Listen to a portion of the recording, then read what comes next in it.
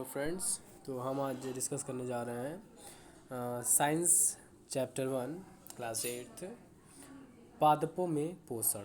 ठीक है, तो class 7, sorry it is class 7। तो हम क्लास 7 के साइंस के चैप्टर 1 पादपों में पोषण को पढ़ने जा रहे हैं। जी हाँ, अगर आप लॉकडाउन में घर पे हैं तो आप आराम से हमारे चैनल से जुड़ सकते हैं और बेहतरीन आपको इन्फॉर्मेशन यहाँ दिया जाएगा। As if in school you have got it, okay? तो चलिए, तो सबसे पहले हम बात करेंगे पादप चैप्टर के नाम को डिस्कस करना बहुत ज़रूरी होता है, बिकॉज इट विल क्लैरिफाई कि आप पढ़ने क्या जा रहे हो। ठीक है, तो पहला है कि पादपों में पोषण। तो पादप मतलब क्या होता है? तो जैसा कि आपको पता है, पादप मतलब होता है पौधा, और इनमें पोषण पोषण मतलब होता है, इंग्लिश में कहते हैं न्यूट्रिशन, या फिर पोषण मतलब वो चीज़ जिनकी हमें हमारे शरीर को आवश्यकता है अपने जैविक उपकरण, अपने जैविक कार्य को करने निकालने के लिए। ठीक है, तो हमारे शरीर में जो पोषण है जो लगते हैं वो 5 तरीके की हैं। वो है कार्बोहाइड्रेट, प्रोटीन, फैट, यह है carbohydrate, okay, then protein, then वसा, then vitamin, okay, and then खनिज। ठीक है, तो देखिए आजकल जो वर्ड्स हैं ज़्यादातर वही फेमस हैं जो हम लोग बोलते हैं, न कि ये है कि फेमस है। खनिज मतलब होता है मिनरल। ठीक है, इसका मतलब क्या होता है? मिनरल। जी हाँ, ओके, मिनरल। फिर भोजन के घटक। अब ये जो भोजन के 5 घटक हैं, ओके, कार्बोहाइड्रेट लेना है बिल्कुल, कार्बोहाइड्रेट, प्रोटीन, वसा, विटामिन, खनिज। ठीक है, ज़्यादा मैं डिटेल में नहीं बताऊंगा, जो मैं बोल रहा हूँ उसको आप सुने, समझें और देखें। ठीक है, मैं इसे डेफिनेशन को डिटेल में भी बता सकता हूँ। ठीक है, टाइम कम है, हमें कम टाइम में, लिमिटेड टाइम में प्रोजेक्ट को एक सरफेस आउट करना है। ओके, तो भोजन के ये घटक हमारे शरीर के लिए आवश्यक हैं और इन्हें हम लोग क्या कहते हैं? इन्हें हम लोग पोषक कहते हैं। ठीक है, यही हमारे पोषक हैं। ठीक है, तो इसकी डेफिनेशन आपको याद होना बहुत ज़रूरी है, because it will be ask in examination. Examination में पूछा जाएगा कि ये आखिर होते क्या है। ठीक है जी, तो भोजन के ये घटक मतलब अब यहाँ पे आप ये क्या लोगे, भोजन के घटक कार्बोहाइड्रेट, प्रोटीन, वसा, विटामिन एवं खनिज खनिज जो हमारे शरीर के लिए आवश्यक होते हैं उन्हें हम पोषक कहते हैं। ठीक है, इजंट इट इम्पोर्टेंट? समझ में आया ना? तो बिल्कुल इसी तरह आपको ये भी इस वक्त होल्ड करके स्क्रीन को पॉज करके आपको ये डेफिनेशन लिख लेनी है। It's notes in copy, okay. जी हाँ, फिर नोट्स बनाते रहेंगे साथ साथ में, जो मैं अंडरलाइन कर रहा हूँ उसे आप पॉज कर करके लिख लेंगे। ठीक है जी, ओके। फिर तो सभी जीवों की आवश्यकता क्या है? भोजन है, हमें पता है। तो लेकिन पौधों का भोजन प्राप्त करने की तरीका अलग है और जानवरों के भोजन प्राप्त करने का तरीका अलग है। ठीक है, तो इसी पर हमारा एक चैप्टर डील कर रहा है कि किस तरीके से सब जानवर अपने, सब जीव जंतु अपने भोजन के लिए आश्रित होते हैं। ठीक है, तो अब हम पादपों में पोषण की विधि की बात करेंगे। ठीक है, 1.1 को पढ़ेंगे हम लोग, पादपों में पोषण की विधि। ठीक है, तो पादपों में पोषण की विधि क्या है भाई, जिससे हम लोग को पढ़ना है। ठीक है, तो ये हमारा है।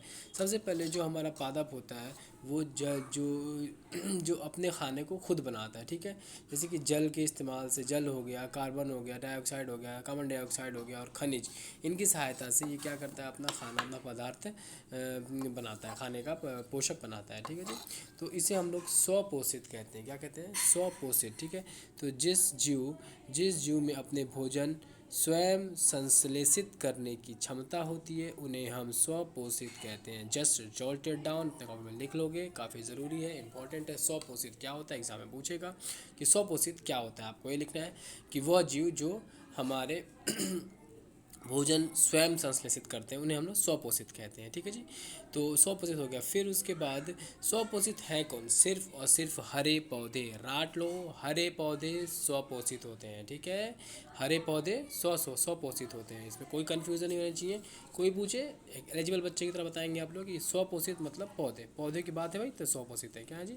स्वपोषित है। उन्हें वो खाना नहीं बनवाएंगे, वही खाना बना दो, ऐसा कुछ नाटक नहीं उनको। ठीक है जी, फिर जंतु, अभी हम बात करते हैं विषम विषम पोषी, तो दो तरह के पोष से पोषण प्राप्त करने की दो तरीके की विधि होती है। एक होता है स्वपोषी, एक होता है विषम पोषी, ठीक है। तो स्वपोषी हमने पढ़ लिया है, जो अपने खुद के स्वयं के खाना को बनाते हैं, स्वयं के पोषण को बनाते हैं। और दूसरा है विषम पोषी, जो दूसरों के विधि से दूसरों के पे निर्भर होते हैं। विषम पोषी मतलब जो दूसरों पर निर्भर करते हैं अपने भोजन के लिए।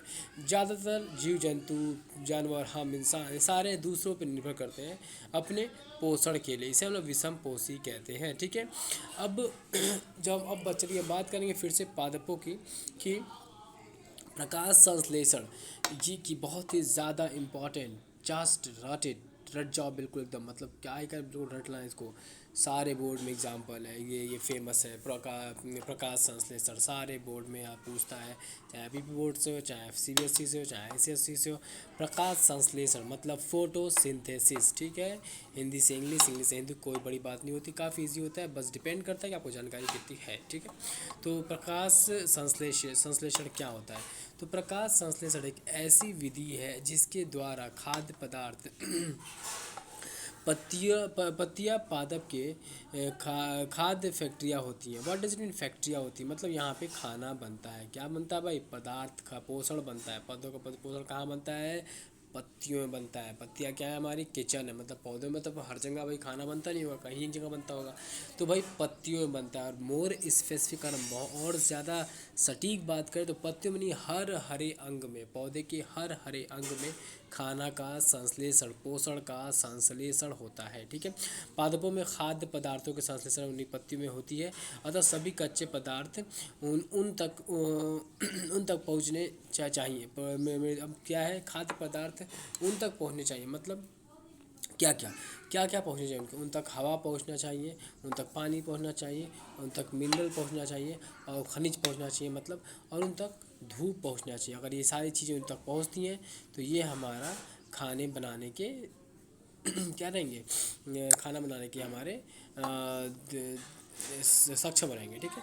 फिर रंध्रों द्वारा वायु, रंध्रों बहुत इंपॉर्टेंट, रंध्रों मतलब स्टोमेटा, इंग्लिश में कहते हैं इसको स्टोमेटा, ठीक है। तो रंध्रों द्वारा क्या है भाई? रंध्रों द्वारा वायु, रंध्रों द्वारा रंध्रों द्वारा वायु में उपस्थित कार्बन डाइऑक्साइड प्रवेश करती है। यह रंध्र द्वार कोशिका द्वार घिरे होते हैं, और इन छिद्रों को हम क्या कहते हैं? रंध्र कहते हैं, स्टोमेटा कहते हैं। मतलब स्टोमेटा है, नाक है, पौधे का नाक क्या है? स्टोमेटा है। इसके जरिए क्या होता है? हमारा कार्बन डाइऑक्साइड अंदर जाता है। जैसे हम नाक से अपने ऑक्सीजन अंदर लेते हैं, वैसे ही पौधे अपने पत्ते से स्टोमेटा के जरिए क्या लेते हैं अंदर भाई? कार्बन डाइऑक्साइड अंदर लेते हैं, और इन्हीं के जरिए क्या बाहर देते हैं? वो ऑक्सीजन बाहर देते हैं, ठीक है जी। अब सबसे इम्पॉर्टेंट बात जो मैं लिखने वाला हूँ उसे आप रट लोगे बिल्कुल। ये सब बेसिक पौधे की बातें हैं, बिल्कुल आप रट लोगे तो आपको फ़ायदा देगा, नहीं रटोगे तो कुछ बकवास है। आपको चैप्टर सुने कोई भी फ़ायदा नहीं होगा, ठीक है जी। तो आपका पहला बात तो ये है कि पत्तियों में हरा वर्णक होता है जिसे क्लोरोफिल कहते हैं।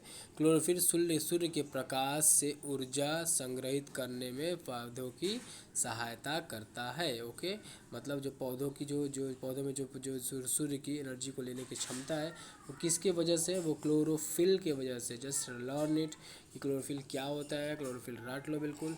इस ऊर्जा का उपयोग जल एवं कार्बन डाइऑक्साइड के खाद्य संश्लेषण में होता है, क्योंकि खाद्य संश्लेषण सूर्य के प्रकाश की उपस्थिति में होता है। जी हाँ, बहुत ही इंपॉर्टेंट, इसीलिए इसका नाम है प्रकाश संश्लेषण। क्या नाम है इसका जी? प्रकाश संश्लेषण। क्यों नाम है प्रकाश संश्लेषण? बिकॉज ये सिर्फ और सिर्फ सूर्य की उपस्थिति में होता है। मतलब सूर्य की उपस्थिति में क्लोरोफिल की मदद से पौधे कार्बन डाइऑक्साइड, मिनरल और पानी की मदद से क्या करते हैं? उपस्थिति में क्या करते हैं? अपना पोषण तैयार करते हैं, और इन पोषण को वो स्टोर कर लेते हैं। किसके फॉर्म में? मृदा के फॉर्म में, मतलब स्टार्च के फॉर्म में, ठीक है जी। अतः फिर डाइऑक्साइड एवं जल प्रकाश संश्लेषण के लिए आवश्यक है, ये ठीक है। इस पृथ्वी में द्वितीय प्रक्रम है, पत्तियां द्वारा ऊर्जा संचारित की जाती है तथा पादप में खाद्य के रूप में संचित हो जाती है। अतः सभी जीव के लिए सूर्य ऊर्जा का चरम स्रोत है। जी हाँ, अगर सूर्य नहीं होता तो ज़िंदगी में खाना भूल जाना पड़ता हमें, ठीक है जी। तो एंड सबसे बड़ी बात, सबसे ज़्यादा इम्पोर्टेंट बात, ये जो फार्मूला है, जिस फार्मूले पे ये पूरा पूरा पदप काम करता है, पौधा काम करता है, वो ये फार्मूला है। इन सभी बच्चों को ये आना चाहिए। प्रकाश संश्लेषण पूछेगा तो अगर आप डिफाइन करने के बाद इसको लिख देते हो तो टीचर डेफिनेशन नहीं देखेगा, सिर्फ यही देख के आपको नंबर दे देगा, ठीक है भाई। क्योंकि ये एक बच्चे की जानकारी को दिखाता है कि उसने कितना पढ़ाई किया है, ठीक है। तो कार्बन डाइऑक्साइड प्लस जल सूर्य की उपस्थिति में क्लोरोफिल की मदद से कार्बोहाइड्रेट या ऑक्सीजन देता है। सारे पौधे हरे क्यों होते हैं? वो हरे होते हैं क्लोरोफिल के वजह से, बिकॉज क्लोरोफिल एक हरे कलर का क्या है, पदार्थ है, ठीक है। उसके बाद जो ये कार्बोहाइड्रेट है, जो हमारे यहाँ कार्बोहाइड्रेट बना था, वो क्या करता है, वो हमारे पौधों में खाने को स्टोर, वो पौधों में स्टोर हो जाता है। किस फॉर्म में? मंड के फॉर्म में, अर्थात स्टार्च के फॉर्म में, ठीक है। और हमेशा पौधा खानों में स्टार्च के फॉर्म में रहता है। ये हमारा स्टोमेटा को दिखा रहा है, जो पत्ती के पीछे है, जिसे रंध्र कहते हैं। द्वार कोशिकाओं से घिरा होता है। द्वार कोशिकाओं में पानी ज़्यादा होगा, ये फूल जाएगा और द्वार को बंद कर देगा और फोटोसिंथेसिस होना बंद हो जाएगा। लेकिन जब पानी की कमी होगी और जब फोटोसिंथेसिस होगा, प्रकाश संश्लेषण होगा, तो उस वक्त ये पौधों में से ये ढीले हो जाते हैं, ये सूख जाते हैं और ये द्वार रंध्रा खुल जाती हैं। और ये माइक्रोस्कोप से ही दिखता है। कुछ आलिम टीचर हैं जो बताते हैं कि आप स्टोमेटा को आंखों से देख सकते हो। उनके मुंह पे जूता मार देना, कह देना कि स्टोमेटा सिर्फ और सिर्फ कोशिका है, और कोशिकाएं कभी आंखों से नहीं दिखती हैं, ठीक है जी। ये हमारे सिर्फ और सिर्फ ये हमारे माइक्रोस्कोप से देख सकते हैं, ठीक है जी। पत्तों में स्टार्च की उपस्थिति प्रकाश संश्लेषण प्रक्रम का संपन्न होना दर्शाती है। मतलब अगर हमारे पत्ते में स्टार्च है तो मतलब ये है कि उस पत्ते में प्रकाश संश्लेषण संपन्न हो रहा है, पूरा हो रहा है।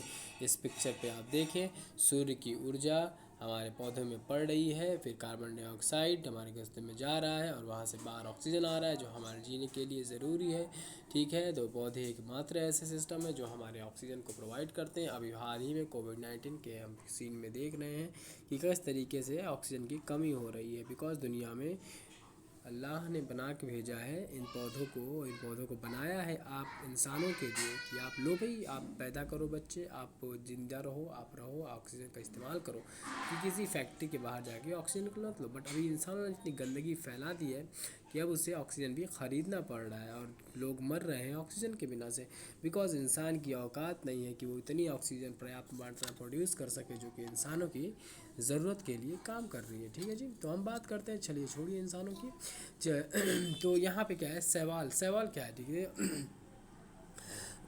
अपने गीली दीवारों पर तालाब अथवा ठहरे हुए जलाशय में हरे अवपांकी देखे होंगे।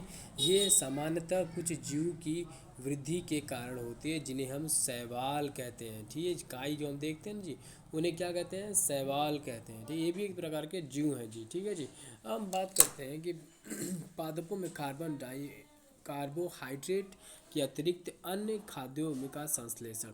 तो कार्बोहाइड्रेट के बाद पौधों में कार्बोहाइड्रेट के अलावा और क्या क्या संश्लेषण होता है?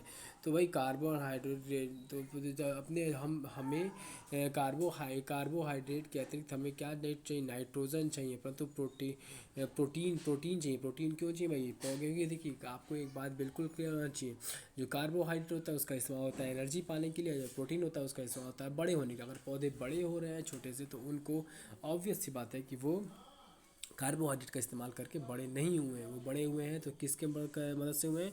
प्रोटीन के मदद से हुए हैं भाई। किसके मदद से हुए हैं भाई? प्रोटीन के मदद से हुए हैं। तो इस बात का आपको कंफर्म पता होना चाहिए। पढ़ने वाले बच्चे हो तो ये बात का आपको पता होना चाहिए कि प्रोटीन क्या होता है। प्रोटीन हमारे शरीर को बढ़ाने के लिए मदद करता है, ओके। नाइट्रोजनी पदार्थ है जिनमें कार्बन, ऑक्सीजन एवं हाइड्रोजन के अतिरिक्त नाइट्रोजन भी होता है। मतलब इनमें प्रोटीन क्या है, नाइट्रोजन का एक पदार्थ है जिसमें कार्बन भी होता है, ऑक्सीजन भी होता है, हाइड्रोजन भी होता है। जैसा कि कार्बोहाइड्रेट में था कार्बन, ऑक्सीजन, हाइड्रोजन, बट इसमें एक एक्स्ट्रा आ गया है, वो क्या है, नाइट्रोजन। ठीक है, नाइट्रोजन हमारे शरीर पौधों को बड़ा करने के कार्य में आता है। ठीक है जी, तो हम बात कर लिए इसकी विषम पोषी प्रणाली। ठीक है जी, अब हम बात करेंगे विषम पोषी प्रणाली। कुछ पौधों को देखे होंगे कि कुछ पादपों में पोषण के अन्य विधि, अब पौधे भी अन्य विधियों से अन्य विधियों से पोषण इकट्ठा बनाते हैं, पोषण संश्लेषित करते हैं। वो क्या है हम बताते हैं। ठीक है, तथा वे पोषक किस प्रकार प्राप्त करते हैं, मनुष्य विषम पोषी। ठीक है जी, तो तरह पादप के अपनी पोषण के लिए अन्य पादपों द्वारा निर्मित खाद्य पर निर्भर होती है, ये विषम पोषी कहलाती है। मतलब मनुष्य एवं अन्य प्राणियों की तरह वे वे वे ये पादप भी अपने पोषण के लिए अन्य पादपों द्वारा निर्मित खाद्य में से अपने आप को जीवित रखते हैं। ठीक है जी, तो ये जो हमारा जो जो पादप के लिए का जो पोषण का तरीका है, इसे कहते हैं हम लोग विषम पोषी। क्या कहते हैं इसको जी, विषम पोषी कहते हैं। ठीक है, कहते हैं इसको विषम पोषी कहते हैं। परपोषी, परपोषी क्या होता है जी, परपोषी मतलब बहुत इंपॉर्टेंट है। परपोषी क्या होता है, ठीक है जी, तो जिस पर वे ये आरोहित होते हैं उन्हें परपोषी कहते हैं। इंग्लिश में कहते हैं इसे पैरासाइटिक एनिमल। ठीक है, ये जैसे कि आप इस पौधे पे आप देख रहे हो, ये पीले रंग की पत्तियां इनके ऊपर लदी हुई हैं, ऐसे फूल लग रहे होंगे आपको, बट ये फूल बिल्कुल भी नहीं है, ये परजीवी है। मतलब ये ऐसे जीव हैं जो दूसरे पौधों से पोषण प्राप्त करते हैं, उन पौधों का पोषण से वंचित रखते हैं। ठीक है जी, ये परजीवी हैं। तो भैया यहाँ पे पहले बात आपको, क्या हम भी परजीवी हैं जी, हम परजीवी नहीं हैं। हम परजीवी इसलिए नहीं है बिकॉज हम पूरे के पूरे पौधों पे आश्रित करते हैं। हम उनके उनके उनके उनके उनके उनके स्टार्च को, उनके पोषण को लेके यूज़ कर लेते हैं, खा लेते हैं, पी लेते हैं पूरा। बट ये क्या करते हैं, ये उनके ही साथ रहेंगे, उनके जगह पर रहेंगे, जीवित रहेंगे, लेकिन ये उनके सिर्फ पोषण को खाएंगे। ठीक है जी, इनके पोषण को ये इकट्ठा धीरे धीरे करके खाते रहेंगे। ठीक है जी, समझिए। कीट भक्षी पादप क्या होते हैं, बहुत इंपॉर्टेंट। कीटों का भक्षण करने वाले पौधे को हम कीट भक्षी पादप कहते हैं। एग्जाम्पल इंग्लिश में इसका होता है वीनस फ्लाई ट्रैप होता है, घट में रूपांतरित पत्ती। अब ये देखिए, ये जो है इस पौधे का ये पत्ती है, क्या ये पिचर पादप है, हिंदी में कहते हैं घट परड़ी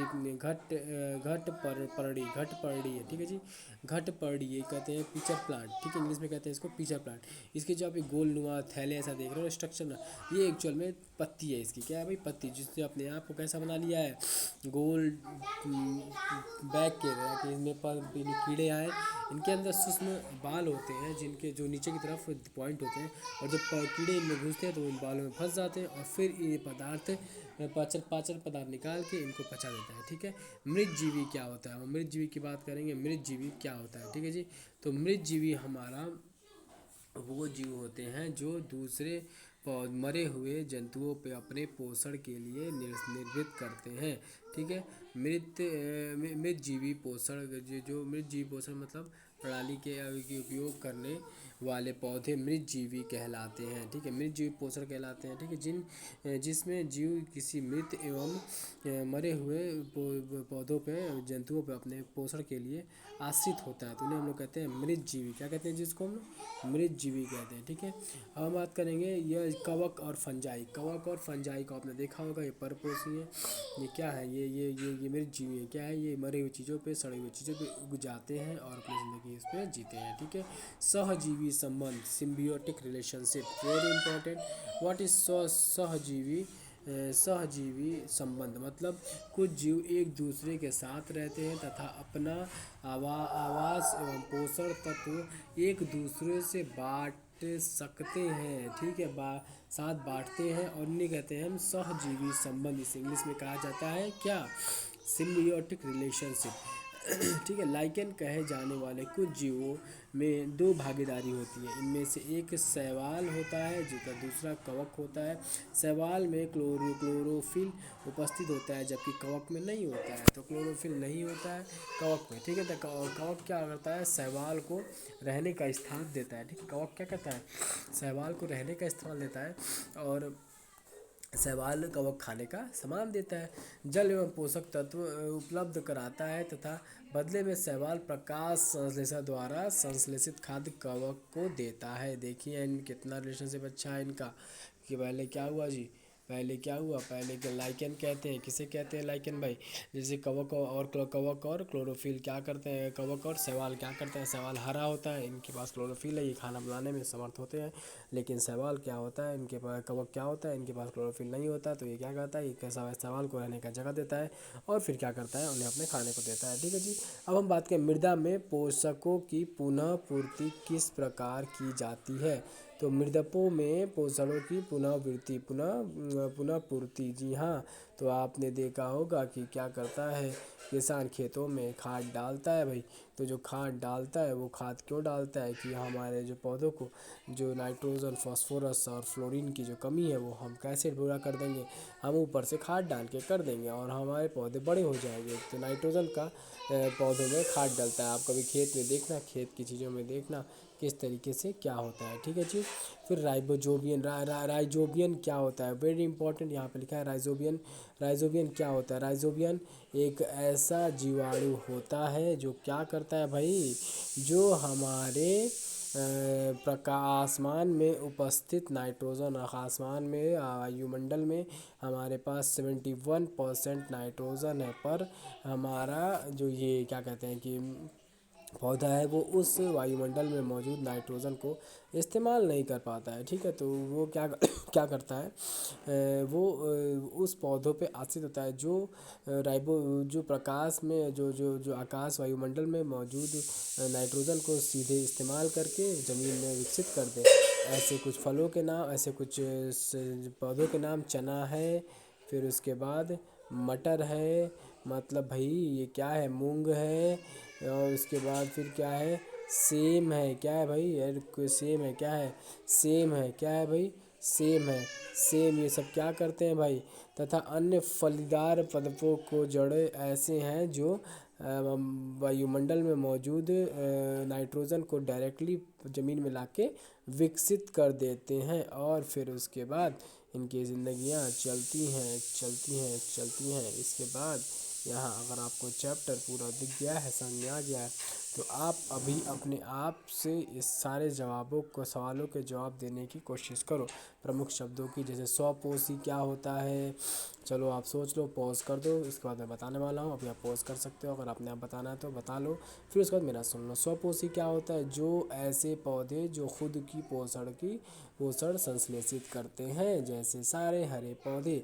कीट बच्ची पादप क्या होता है, कीट बच्ची पादप जो कीटों पर आश्रित होता है अपने पोषण के लिए। मृतजीवी क्या होता है, ऐसा पादप जो ऐसा पादप या ऐसी जंतु जो मरे हुए वस्तुओं पे, मरे हुए चीज़ों से अपना पोषण प्राप्त करता है, उन्हें हम लोग मृतजीवी कहते हैं। क्लोरोफिल क्या होता है, क्लोरोफिल एक हरे रंग का पदार्थ है जो पौधों में मौजूद होता है, जो प्रकाश के संश्लेषण को करने में मदद करता है। पोषक क्या होता है भाई, पोषक मतलब होता है कि जो हमारे शरीर में कार्बोहाइड्रेट, विटामिन, मिनरल, खनिज और फैट, वसा वसा जो आवश्यक होती है उसे हम लोग पोषक कहते हैं। रंध्र क्या होता है, रंध्र को इंग्लिश में स्टोमेटा कहते हैं। ये ऐसे छिद्र होते हैं पत्ती के जिनके जरिए हमारे वायु में मौजूद कार्बन डाइऑक्साइड पौधों के अंदर जाता है और वहाँ से ऑक्सीजन बाहर निकलता है। विषम पोषी क्या होता है, ऐसे जानवर जो अपने, ऐसे जीव जंतु जो अपने पोषण के लिए दूसरे पक्षियों, दूसरे जीव जंतुओं पर आश्रित करते हैं, उन्हें विषम पोषी कहते हैं। परजीवी क्या होता है, परजीवी वो होता है जो दूसरे पौधों पे के पोषण को से दूसरे पौधों पे आश्रित होते हैं और उनके पोषण से उनको वंचित कर देते हैं, ठीक है जी। उनके पोषण को खाते रहते हैं, ठीक है। वो खाना बनाएगा लेकिन उनके पोषण को धीरे से इस्तेमाल कर जाएगा, चोरी कर लेगा बेसिकली। सहजीवी संबंध क्या होता है, सहजीवी संबंध एक ऐसा संबंध है जिसमें दो जीव जंतु आपस में संबंध रखते हैं और ये खाने का और एक दूसरे को खाने और एक दूसरे को मदद करते हैं। परपोषी क्या होता है, जो दूसरे पे वो से आश्रित करता है, ठीक है। प्रकाश संश्लेषण क्या होता है? प्रकाश संश्लेषण मतलब फोटोसिंथेसिस। जब पौधे हमारे लाइट टेप के सूर्य के प्रकाश की रोशनी में क्या करते हैं, कार्बन डाइऑक्साइड और मिनरल की उपस्थिति में खाने का पोषण का संश्लेषण, उन्हें प्रकाश संश्लेषण कहते हैं। कवक किसे कहते हैं? फंजाई कहते हैं। ऐसे निचिन जो, हाँ, चलिए जी, तो आप हमारे इस चैनल में जुड़े रहें और हमेशा आपको इस तरीके की साइंस और सब्जेक्ट आपको पढ़ते रहेंगे ऑनलाइन यूट्यूब पे। सब्सक्राइब करें, लाइक करें एंड इस चैप्टर का आपको पूरा इन्फॉर्मेशन मिलता रहेगा इसके आगे भी, ठीक है। अगले दिन हम नेक्स्ट चैप्टर लेके आएंगे, तब तक के लिए गुड बाय।